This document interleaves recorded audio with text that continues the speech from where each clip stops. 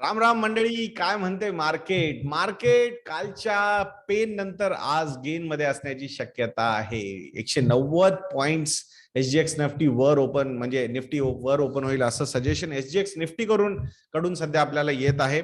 बघूयात एक्झॅक्टली काय होत आहे. युएस मार्केट जर बघितलं आपण तर काल 0.26% टू 0.75% पर्यंत खाली होते. ब्रेंट क्रूड $111 पर बॅरेलवर आहे. युएसची 10 इयर जिसे किल 2.84% सध्या आहे. इंडियाची 10 इयर जिसे किल 7.32% वर सध्या आहे. इंडियाचं market cap to GDP ratio 104-105% मध्ये सध्या दिसत आहे आपल्याला. सो आता ओव्हरऑल जर बघितलं आपण की news point of view D, तर एक न्यूज आहे, ब्लूमबर्गची एक न्यूज रिपोर्ट आहे. त्याच्यामध्ये त्यांचं म्हणणं आहे या कॅलेंडर इयरमध्ये 2022 या कॅलेंडर इयरमध्ये पूर्ण वर्ल्ड इकॉनॉमी जी आहे ती जवळपास $1.6 ट्रिलियन लॉस घेणार आहे. म्हणजे जी होणारच नाही, जे जीडीपी क्रिएटच होणार नाही. कशामुळे?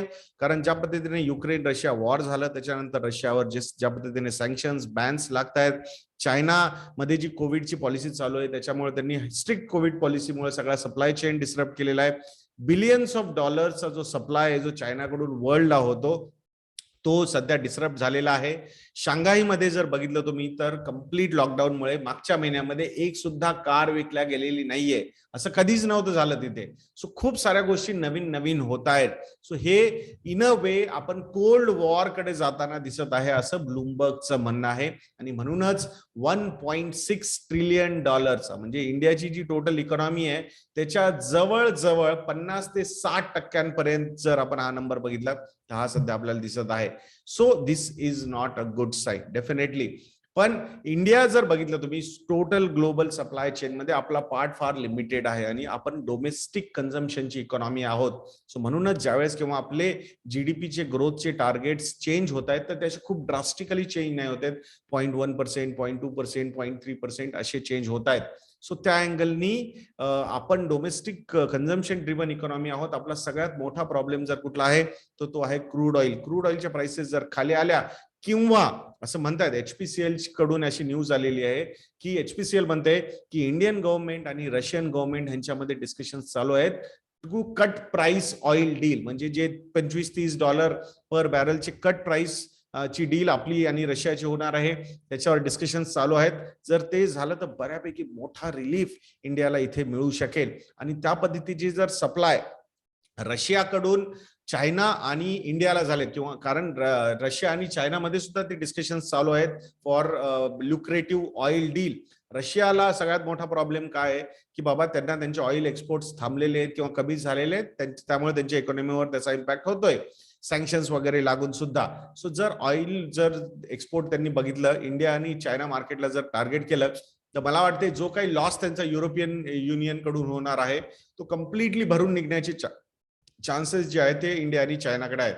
इंडिया मे बी थोडंसं डेमोक्रेसी असल्यामुळे थोडेसे सावध पावलं उचलेल, पण China will be very aggressive. कारण आज नाही तर उद्या चायनाला सुद्धा एखादा तसा इनिशिएटिव्ह तायवान बरोबर घेण्याची फार इच्छा आहे. आता होईल नाही होईल हा वेळ सांगेल आपल्याला, पण त्यामुळे चायना रशियाच्या बरोबर जास्त दिसायचा प्रयत्न करेल रादर दॅन दुसऱ्या वर्ल्ड वर, म्हणजे हे दुसरं युरोपियन युनियन किंवा वेस्टर्न वर्ल्ड जे आहे युएस वगैरे यांच्या बरोबर. सो ती एक गोष्ट इंटरेस्टिंगली इथे डेव्हलप होताना दिसत आहे. चायनाचे जे ग्रोथ जीडीपीचे फोरकास्ट बघितले तुम्ही तर गोल्डमॅन सॅक्सनी या कॅलेंडर इयरचे त्यांचे ग्रोथ फोरकास्ट कमी केलेले आहेत फ्रॉम 4.5% टू 4%. कशामुळे? जी स्ट्रिक्ट कोविड पॉलिसी चायनाने इम्प्लिमेंट केलेली आहे त्याच्यामुळेच डेफिनेटली ज्यावेळेस इकॉनॉमिक ऍक्टिव्हिटी इतकी जास्त डिस्टर्ब होते सो त्याचा इम्पॅक्ट जीडीपी वर होणारच होणार.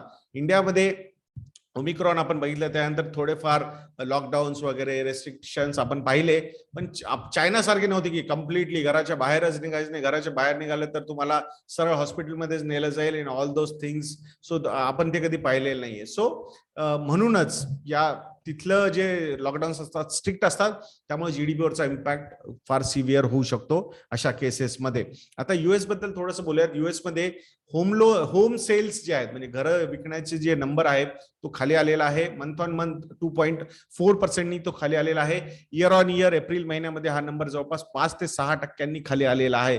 सो रिसेशनच्या ज्या गोष्टी होत आहेत, स्लो डाऊनच्या ज्या गोष्टी होत आहेत, स्टॅगफ्लेशन म्हणजे हाय इन्फ्लेशन आणि लो जीडीपी ग्रोथ हे गोष्टी गोष्टी सध्या US मध्ये होताना आपल्याला दिसत आहेत आणि त्याचे कॅस्केडिंग इम्पॅक्ट असे होणारच, त्याला आपल्याला डिनाय करता येणार नाही. सो बघूयात, आय थिंक येणारा काळ सांगेल आपल्याला की रेसेशन कसं होईल, येईल किंवा नाही होईल. कारण एक क्वार्टर तर निगेटिव्ह जीडीपी ग्रोथ दिलेली आहे युएसनी. आता सेकंड क्वार्टरची आपण थोडीशी वाट बघूयात, कळेल आपल्याला काय होते काय नाही.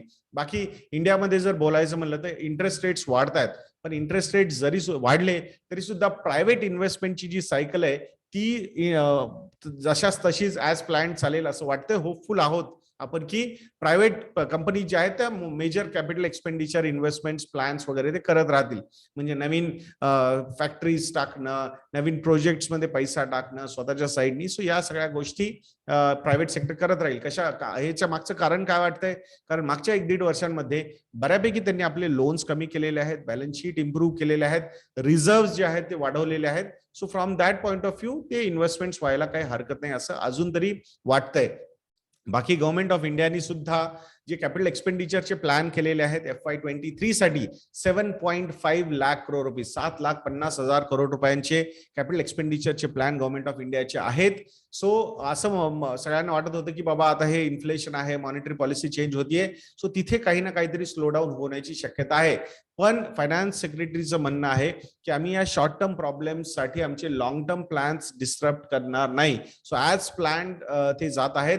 सो म्हणजे त्यांचे जे रेव्हेन्यूचे एक्सपेक्टेशन्स आहेत, डायरेक्ट टॅक्स असो किंवा इनडायरेक्ट टॅक्स असो, म्हणजे डायरेक्ट टॅक्स म्हणजे आपण जो इन्कम टॅक्स भरतो, कॉर्पोरेट टॅक्स भरतात, तो डायरेक्ट टॅक्स असतो, आणि इनडायरेक्ट टॅक्स म्हणजे जीएसटी वगैरे. सो हे revenues they are still quite hopeful की जे नंबर्स त्यांनी डिक्लेअर केलेले आहेत किंवा प्रोजेक्ट केलेले आहेत ते नंबर्स येतील आणि ऍज प्लॅन्ड त्यांचं कॅपिटल एक्सपेंडिचर इथे चालत राहील असं गव्हर्नमेंट ऑफ इंडियाचं म्हणणं आहे. इंडियाचं किंवा फायनान्स सेक्रेटरीचं म्हणणं. इंडियाचे एफडीआयचे नंबर सुद्धा समोर आलेले आहेत. FY22 मध्ये इंडियाचे टोटल एफडीआयचे जे पैसे आले इंडियामध्ये $83.6 बिलियन, म्हणजे $83.6 बिलियन एवढे एफडीआय फ्लोज इंडियामध्ये आलेले आहेत. एफडीआय म्हणजे लॉंग टर्म पैसा, मॅरेज, लग्न आहे. एफडीआय म्हणजे लग्न, एफआय म्हणजे अफेअर, प्रकार नाही ते त्यांचं एखादं. सो एफआयचा फॉरेन पोर्टफोलिओ इन्व्हेस्टर्सवर तेवढं आपल्याला डिपेंड करता येत नाही, पण FDI is a very positive thing. Long term commitment असती या पैशाची इंडिया बरोबर. मागच्या वर्षी हा $82 बिलियन, $82 बिलियन नंबर होता. त्याच्या आदल्या वर्षी $74 बिलियन एवढे एफडीआय फ्लोज इंडियामध्ये आले होते. So overall macro economic situation जर आपण बघितली इंडियाची तर ती एवढी खराब नाहीये कम्पेअर्ड टू वर्ल्ड, आणि म्हणूनच लॉंग टर्म पॉइंट ऑफ व्ह्यूनी कॅपिटल येतं इंडियामध्ये आणि ते येत राहील अशी सुद्धा आशा आहे. $540 billion cumulative foreign direct investments इंडियामध्ये आतापर्यंत आलेले आहेत.